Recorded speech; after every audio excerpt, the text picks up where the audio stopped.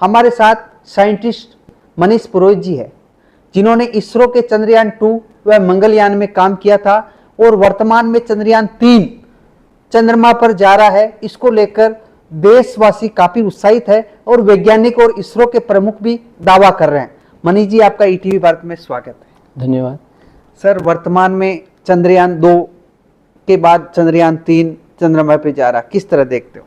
देखिए, एक बहुत बड़ी उपलब्धि रहेगी ये देश के लिए, क्योंकि हम पहले ऐसे देश बन जाएंगे पूरे विश्व में अगर हम इस मिशन को सक्सेसफुली करते हैं, तो जो कि चांद के साउथ पोल पर सॉफ्ट लैंडिंग करेगा। आज से पहले कोई नहीं कर पाया है, जितने भी अटैम्प्ट हुए थे वो फेल हुए हैं। तो ये बहुत बड़ी उपलब्धि होगी। ये भारत को विश्व पटल पे, ग्लोबल लेवल पे बहुत बड़े पावर के जैसे रिप्रेजेंट करेगा और काफ़ी ऐसी चीज़ें होने वाली ना इसके बाद, जहाँ पर पूरे विश्व की नज़र भारत पे होगी कि अब अगर हमें कुछ नया और बड़ा करना है तो शायद भारत और इसरो हमारे उन सपनों को पूरा कर सकता है। अब चांद पर उतरने की पूरी प्रक्रिया क्या होगी सर? देखिए, अभी हम चांद के चारों तरफ जो घूम रहे हैं, तो हम चांद के चारों तरफ का जो पार्ट है उसमें सबसे पास चांद के होते हैं 25 किलोमीटर और सबसे दूर होते हैं 134 किलोमीटर। जब 23 तारीख को हम 25 किलोमीटर ऊपर होंगे चांद की सतह से, तो एक प्रोसेस चालू किया जाएगा जिसको हम कहते हैं पावर डिसेंट। उस प्रोसेस में थ्रस्टर्स को फायर किया जाएगा। विक्रम के ऊपर जो इंजन लगे हैं, 4 इंजन लगे, उनको फायर किया जाएगा। धीरे धीरे उसकी स्पीड को कम किया जाएगा और उसकी जो पोजीशन है वो पोजीशन उसकी इस तरीके से होगी। तो इस पोजीशन को धीरे धीरे घुमाते घुमाते एकदम वर्टिकल पोजीशन में करा जाएगा और फिर जो लैंडिंग साइट है उसके ऊपर जो कैमराज हैं वो फोटो लेंगे, सेंसर्स सेंस करेंगे कि हाइट कितनी है वो सब। फिर एक डिसीजन लिया जाएगा कि जो लैंडिंग साइट है अगर वो सही है तो हम फिर नीचे उतर के सॉफ्ट लैंडिंग करेंगे। ये पूरा प्रोसेस तकरीबन 17 मिनट का होता है। विक्रम लैंडिंग में स्थिति क्या रही सर? देखिए, प्रोसेस क्या है? तो विक्रम लैंडर में, मतलब ये जो जब चंद्रयान का विक्रम लैंडर है वही उन 17 मिनट में चांद पर उतरने वाला है। तो देखिए, इसमें 3-4 अलग अलग फेजेस होंगे। पहला तो फेज होगा जहां पर उसकी स्पीड बहुत ज़्यादा कम कर दी जाएगी। उसकी जो स्पीड है उसको 1/4 कर दिया जाएगा। मतलब मान के चलिए अगर उसकी स्पीड है 1.6 किलोमीटर पर सेकंड, तो उसको घटाकर 400 मीटर पर सेकंड के पास ले आएंगे।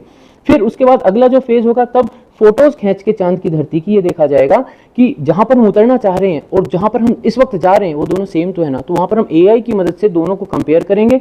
अगर वो सही जगह पे, सही दिशा में हम जा रहे हैं, तो अगला जो कदम होगा जिसको कहते हैं फाइन ब्रेकिंग, वहां पर क्या होगा, उसको धीरे धीरे घुमाते घुमाते घुमाते घुमाते एकदम 0 की स्पीड पे ले आया जाएगा।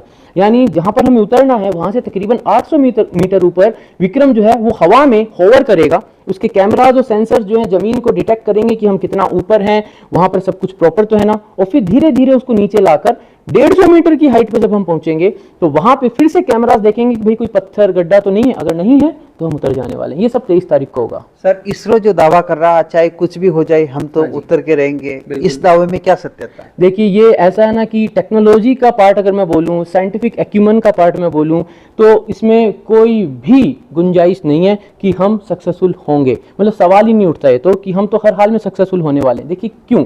क्योंकि चंद्रयान 2 के समय की जो गलतियां थी, हमने उन गलतियों से सीखकर इस चंद्रयान 3 के विक्रम को इतना स्ट्रॉन्ग बनाया है, इसके हर छोटे छोटे पार्ट पे इतना ज्यादा ध्यान दिया है कि अब कोई भी गलती की गुंजाइश नहीं है। लेकिन देखिए होता क्या है ना, एक कहावत है कि जितने हम चीजें जानते हैं, जितने हमारे को नॉन वेरिएबल्स हैं, उससे ज्यादा अननोन वेरिएबल्स होते हैं।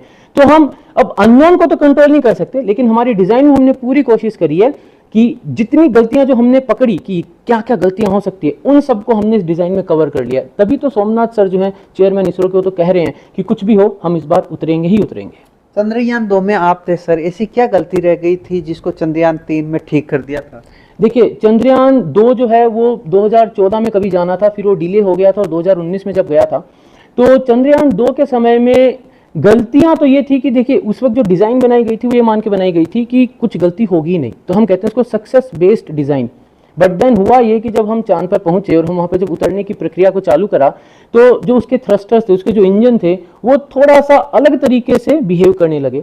तो उसके चलते उसका ओरिएंटेशन बिगड़ गया था, जो हमारा विक्रम लैंडर था चंद्रयान 2 के समय पे, और उसको हम कंट्रोल नहीं कर पाए क्योंकि जो हमारा सॉफ्टवेयर था, कंप्यूटर था, उसकी भी कुछ सीमाएं थी। अब क्या किया हमने, उस सॉफ्टवेयर की सीमाओं को बढ़ा दिया है, उसकी ताकत को बढ़ा दिया है। जो हमारे थ्रस्टर्स हैं उनको हमने पावरफुल कर दिया है, एक्स्ट्रा फ्यूल लेके जा रहे हैं। पहले हमारे 5 इंजन थे, हमने एक इंजन को कम करके थोड़ा फ्यूल ज्यादा ले लिया है। तो ये जो सारी चीजें करी हमने, सेंसर ज्यादा अच्छे लगाए हैं, कैमरा ज्यादा अच्छे यूज करें, और सबसे बड़ी बात यह कि जो छोटी छोटी गलतियां जहां पे हुई थी ना, उन सारी गलतियों को, उन सारी कमियों को हमने भर दिया है।